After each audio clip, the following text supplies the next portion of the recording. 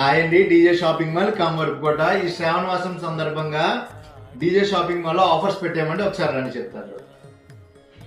మీరు ప్రతి క్రాస్ కొనుగోలుపై కిచెన్ ఐటమ్స్ మొత్తం చూడండి. కిచెన్ ఐటమ్స్ అన్ని గిఫ్ట్ గా ఇవ్వబడినండి.